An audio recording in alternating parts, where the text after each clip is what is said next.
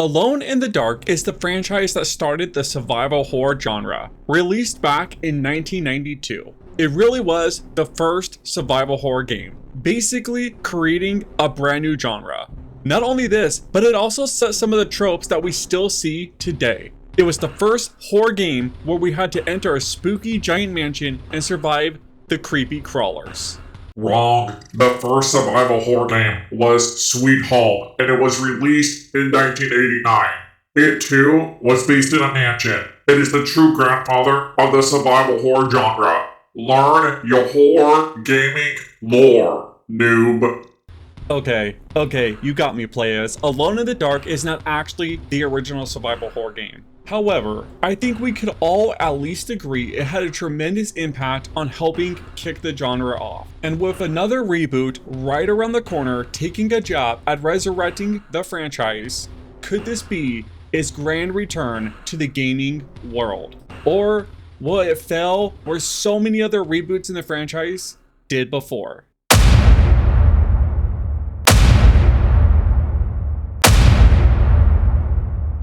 So yeah, with each new reimagining, it feels like the series just keeps getting worse and worse. And it's not just from the Metacritic score, but also from the Steam user reviews.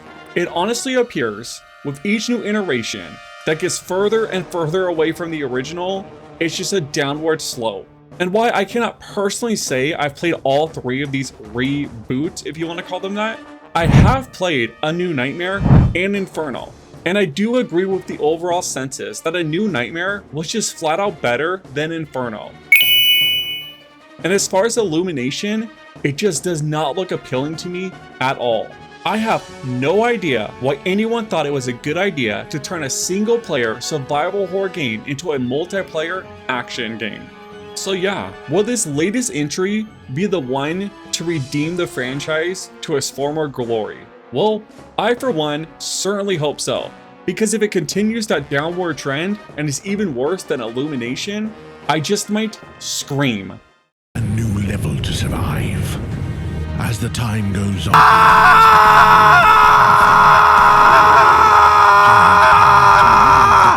Now, while I am hoping for the best, some of the footage shown does have me a tad bit worried.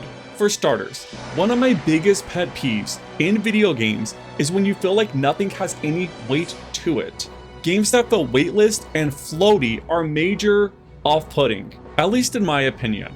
And watching this gameplay footage, it seems as if your character sort of just slides around.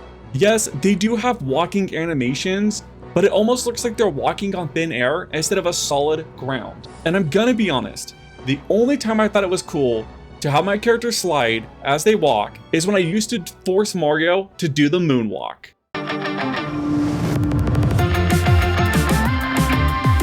In fact, it's not just the walking animations that seem to have this weightless problem.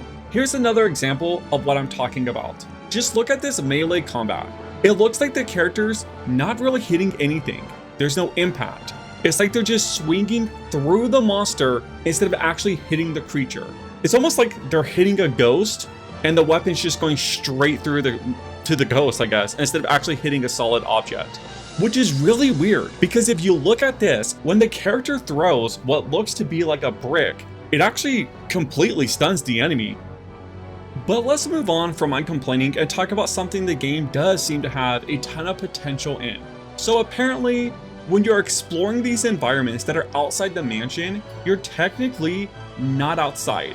It seems as if you're in some sort of dream sequence or some sort of memory. Alone in the Dark's cosmic horror comes in part from the journey to and through dreamscapes conjured from Jeremy's memories. Since this is the case, and since in Alone in the Dark there's all sort of weird paranormal events, that really does open the door up for the game to have an overall interesting atmosphere as well as some really unique potential environments for us to explore.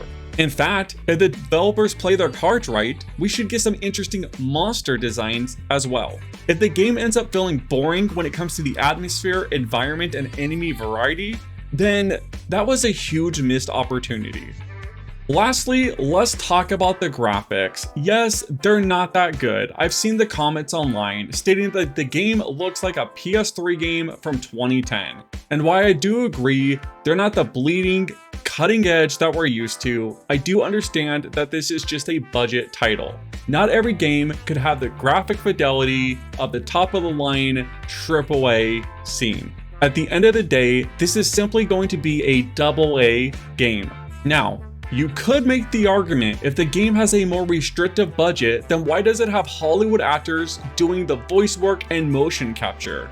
And honestly, you would kind of have a point. Plus, I'm pretty much over actors stepping into the role of video games when they basically have zero interest in the hobby.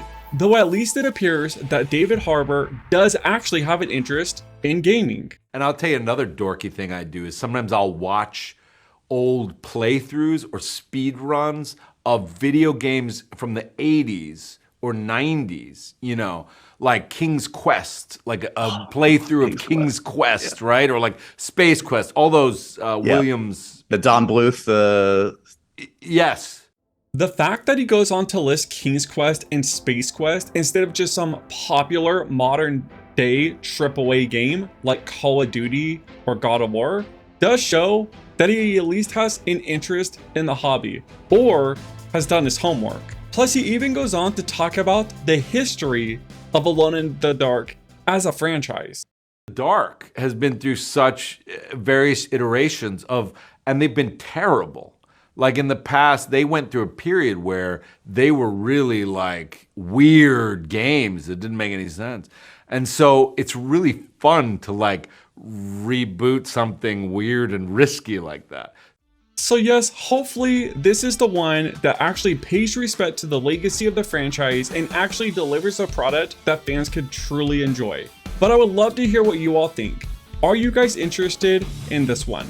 Or after seeing more of the gameplay and footage you've realized is simply not for you? Let me know your overall thoughts in the comments down below.